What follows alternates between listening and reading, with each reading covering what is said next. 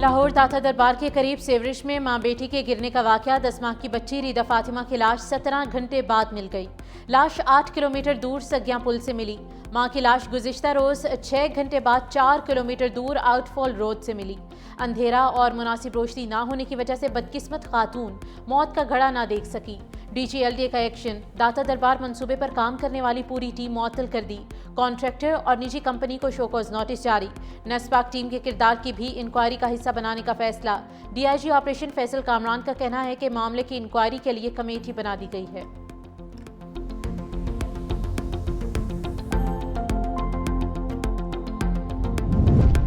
پنجاب حکومت کی بے حسی، سنگین غفلت کو چھپانے کے لیے متضاد بیانات، پہلے واقعے کو جھوٹ قرار دیا، پھر انکوائری کمیٹی قائم کر دی۔ عارضی پارکنگ سٹینڈ کا قیام اور ترقیاتی منصوبے کے گرد حفاظتی انتظامات کیوں نہ کیے گئے؟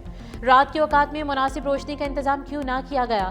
حکومتی ترجمان اور انتظامیہ نے ریسکیو، پولیس اور سیف سٹی کیمروں کو جھٹلانے کی ناکام کوشش کیوں کی؟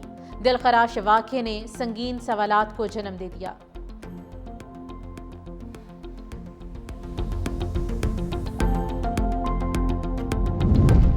سانحہ بھاٹی گیٹ، وزیر اعلیٰ پنجاب مریم نواز نے ہنگامی اجلاس طلب کر لیا۔ وزیر اعلیٰ کا بھکر سے واپسی پر ایئرپورٹ پر ہنگامی اجلاس ہوگا۔ وزیر اعلیٰ کا رپورٹ کی روشنی میں سخت کارروائیوں کا عندیہ۔ آپریشن کی متضاد اطلاعات دینے والے تمام افسران اور اداروں کے خلاف کارروائی ہوگی۔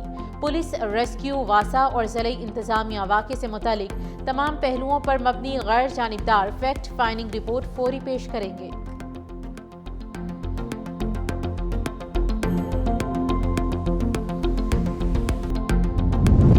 سانحہ گل پلازہ کی ابتدائی انکوائری رپورٹ پر سندھ حکومت کا عدم اطمینان کا اظہار۔ ذرائع کے مطابق سندھ حکومت کا سانحہ گل پلازہ کی جوڈیشل انکوائری کرانے پر غور۔ وزیر اعلیٰ سندھ مراد علی شاہ کی زیر صدارت کابینہ کمیٹی کا اجلاس، ابتدائی انکوائری رپورٹ کا جائزہ لے کر فیصلہ ہوگا۔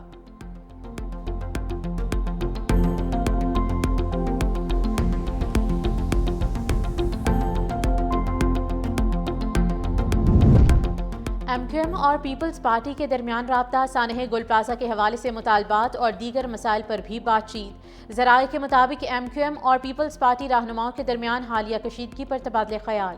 وزیر بلدیات ناصر حسین شاہ نے فون کیا تھا، فاروق ستار کی ٹیلی فون پر گفتگو میں رابطے کی تصدیق۔ دونوں جماعتوں کے رہنماؤں کا حل طلب امور پر رابطے برقرار رکھنے پر اتفاق۔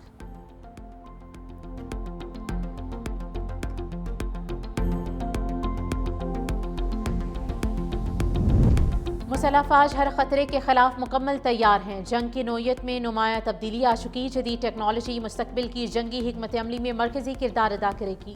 فیلڈ مارشل سید عاصم منیر کا بہاولپور گیریزن کا دورہ، کور کی آپریشنل، تربیتی اور انتظامی تیاریوں پر بریفنگ۔ دورے کے دوران فیلڈ مارشل سید عاصم منیر نے خیرپور ٹامے والی میں ہونے والی field exercise Steadfast Resolve کا مشاہدہ بھی کیا۔ اس موقع پر فیلڈ مارشل کا کہنا تھا کہ مسلح افواج جدید ٹیکنالوجی کو اپناتے ہوئے جدت، مقامی تیاری اور مطابقت پر توجہ دے رہی ہیں۔ جوانوں کے بلند حوصلے اور پیشہ ورانہ صلاحیتوں کو سراہا۔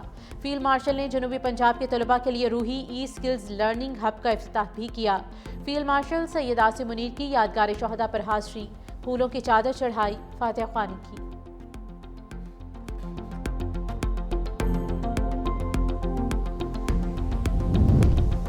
پاکستان ابراہم معاہدے کا حصہ نہیں بنے گا۔ بورڈ آف پیس کو ابراہم معاہدے سے جوڑنا غلط فہمی ہے۔ پاکستان نے بین الاقوامی استحکام فورس میں شمولیت کا کوئی فیصلہ نہیں کیا۔ اسلام آباد میں ہفتہ وار بریفنگ کے دوران ترجمان دفتر خارجہ طاہر اندرابی نے کہا کہ پاکستان نے بورڈ آف پیس میں نیک نیتی کے تحت شمولیت اختیار کی۔ بورڈ آف پیس میں شمولیت کا مقصد غزہ میں جنگ بندی کو مستحکم بنانا ہے۔ پاکستان بین الاقوامی مسافروں کے لیے محفوظ اور کھلا ملک ہے۔ امریکہ کی جانب سے جاری سفری ہدایت نامہ اپڈیٹ ہے۔ اب امریکی شہریوں کے لیے پاکستان کا سفر مزید آسان ہوگا۔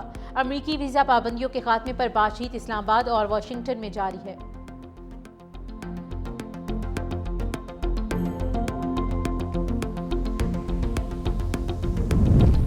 ملک کے بیشتر علاقوں میں موسم سرد اور خشک رہنے کا امکان۔ پہاڑی علاقوں میں موسم شدید سرد رہے گا۔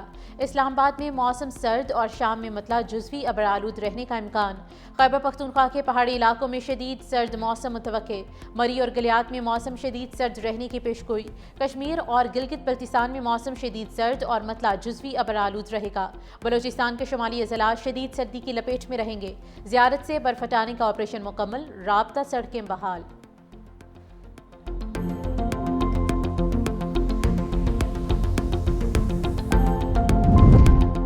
تولہ سونے کی قیمت میں 21,200 روپے کا مزید اضافہ، فی تولہ سونے کی نئی قیمت 5,72,862 روپے ہو گئی۔ 10 گرام سونے کی قیمت میں 18,175 روپے کا اضافہ، 10 گرام سونے کی نئی قیمت 4,91,136 روپے ہو گئی۔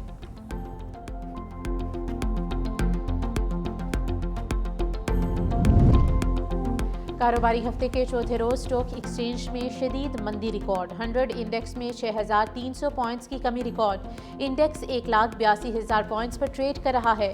گزشتہ روز کاروباری دن کے اختتام پر اسٹاک ایکسچینج میں 100 انڈیکس 900 پوائنٹس کے اضافے کے ساتھ 1,89,183 پوائنٹس کی سطح پر بند ہوا تھا۔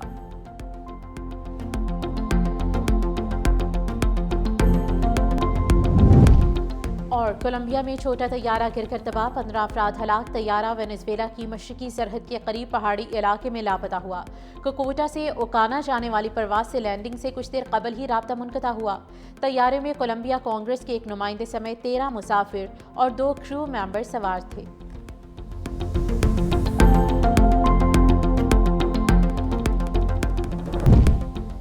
ایران نے ٹرمپ کی دھمکیاں مسترد کر دیں۔ ایران کے وزیر خارجہ عباس عراقچی نے سوشل میڈیا پر بیان میں کہا کہ ایرانی افواج زمین، فضا اور سمندر میں کسی بھی جارحیت کا فوری اور زوردار جواب دینے کے لیے انگلیاں ٹریگر پر رکھے ہوئے ہیں۔ اسرائیل اور امریکہ کی جانب سے ایران پر ہونے والے حملوں سے ایران نے اہم اسباق سیکھے اور اب ایران اس سے زیادہ تیز اور مؤثر رد عمل دینے کی صلاحیت رکھتا ہے۔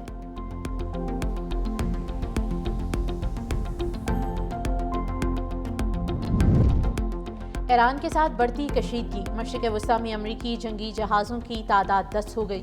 امریکہ کا اہم ترین جاسوسی طیارہ RC-135 دی ریوٹ جوائنٹ قطر کے العدید فضائی اڈے پر پہنچ چکا۔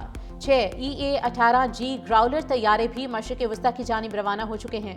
ان طیاریوں کا مقصد ایران کے اندر ممکنہ فضائی حملوں کی صورت میں پائلٹس کی حفاظت اور آپریشنل برتری کو یقینی بنانا ہے۔ صدر آصف علی زرداری سے UAE کے نائب صدر شیخ محمد بن راشد ال مکتوم کی ملاقات، دونوں رہنماؤں میں دو طرفہ تعلقات کو مزید مضبوط بنانے پر تبادلہ خیال، سیاحت، ٹیکنالوجی، معاشی تجارتی سرمایہ کاری کے شعبے میں تعاون کے فروغ پر اتفاق، مختلف شعبوں میں دبئی کے تجربات سے استفادہ کرنے کے امکانات پر بھی گفتگو۔ صدر مملکت نے شیخ محمد بن راشد ال مکتوم کو پاکستان کے دورے کی دعوت دی۔